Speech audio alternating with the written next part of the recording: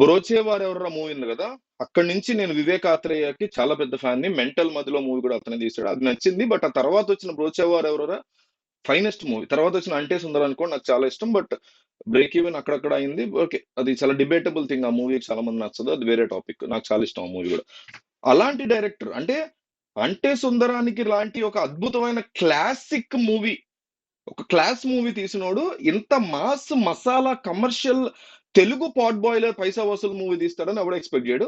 ఇంత excellent writing తో. నాకు రెండు విషయాలు చాలా ఇష్టం ఏ మూవీలో అయినా వివేకాత్రేయవి. ఆ రెండు విషయాలు కూడా ఈ మూవీలో నెక్స్ట్ లెవెల్ కి తీసుకెళ్ళాడు.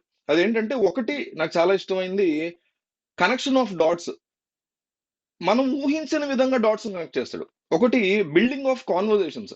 ఎక్సలెంట్ గా కాన్వర్జేషన్స్ బిల్డ్ చేస్తాడు అవసరమైనప్పుడు మాత్రమే. అవసరం లేని చోట కాన్వర్జేషన్స్ డైలాగ్స్ ఎక్స్టెండ్ చేయడు, కానీ అవసరమైన చోట మాత్రం కాన్వర్జేషన్స్ ని చాలా క్లెవర్ గా బిల్డ్ చేస్తాడు. ఈ రెండు కూడా టూ టూ క్యారెక్టర్స్ మధ్య లేదా 3-4 క్యారెక్టర్స్ మధ్య కాన్వర్జేషన్స్ కానీ, కనెక్షన్ ఆఫ్ డాట్స్ కానీ చాలా ఇష్టం నాకు వివేకాత్రేయ మూవీస్ లో.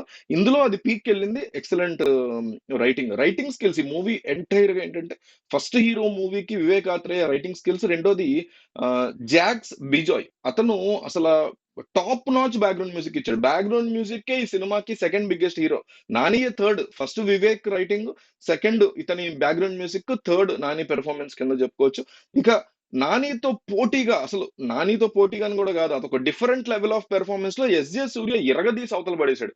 ఎస్జే సూర్య క్యారెక్టర్ కి మనం అసలు ఫిదా అయిపోతాం. ఆ టైప్ ఆఫ్ పెర్ఫార్మెన్స్ ఎస్జే సూర్య ఇచ్చాడు. ఎస్జే సూర్య మూవీస్ లో one of the finest film గా పెర్ఫార్మెన్సెస్ లో ఈ సినిమా ఉండిపోతుంది. ఫస్ట్ హాఫ్ చాలా జాగ్రత్తగా బిల్డ్ చేసుకుంటూ పీటముడి అనేటువంటి ఆ ఇంటర్వెల్ బ్యాంగ్ ని వండర్ఫుల్ గా వర్కౌట్ చేశాడు. ఇక సెకండ్ హాఫ్ మూవీ కంప్లీట్ గా మైండ్ గేమ్ తో, హీరో అండ్ విలన్ యొక్క మైండ్ గేమ్ తో సినిమా మొత్తం నడుస్తుంది. ఓవరాల్ గా దిస్ ఈ ఈ ఈ సీజన్ కి ఫైనెస్ట్ ఫిలిం. వివేకాత్రేయ ఫ్యాన్స్ కి must must must must watch. మిగతా వాళ్ళు కూడా ఈ వీకెండ్ ఫ్యామిలీతో నేను ఏం ఎంజాయ్ చేయాలంటే, ఈ వీకెండ్ కాదు, నెక్స్ట్ వీకెండ్ కి, ఆ పై వీకెండ్ కి కూడా, నెక్స్ట్ 3 వీకెండ్స్ కి బెస్ట్ ఆప్షన్. ఈ ఈ మధ్య కాలంలో వచ్చినటువంటి మూవీస్ లో ఎస్పెషల్లీ ఒక కమర్షియల్ లైన్ ని, అంటే ఒక నార్మల్ లైన్ ని ఇంత అద్భుతంగా రాసుకోవచ్చా, ఒక తెలుగు సినిమా కమర్షియల్ ఫార్మాట్ ని ఇంత అద్భుతంగా తీయొచ్చా అనేటువంటి విజన్ ఇచ్చాడు. ఎక్కడికక్కడ ఫన్, కామెడీ, మిగతా క్యారెక్టర్స్ ని ఇంట్రడ్యూస్ చేయడం, వాటికి సంబంధించి రివీల్ చేయడం, ఇదంతా కూడా అంటే జనరల్ గా ఎలా ఉంటదంటే, ఆడియన్స్ కి తెలియకుండా ఎక్కడైనా ట్విస్ట్ అనేది మనం బయట పెడతాం. ఇక్కడ ఆడియన్స్ కి అంతా తెలుసు, కానీ క్యారెక్టర్స్ మధ్య విషయాలు తెలియకుండా ట్విస్టులను మెయింటైన్ చేయడం, ఆ ట్విస్టుల్ని వాళ్ళు రివీల్ అయినప్పుడు, వాళ్ళు రివీల్ చేసుకున్నప్పుడు రివీల్ అయిన సందర్భాలను క్రియేట్ చేయడం, ఆ సందర్భాలు ఆ థ్రెడింగ్ ఎట్లా ఓపెన్ చేశాడు, దానికి వాళ్ళ రియాక్షన్ ఎట్లా వచ్చింది, ఇవన్నీ కూడా చెప్తున్నాగా. Wonderful writing skills.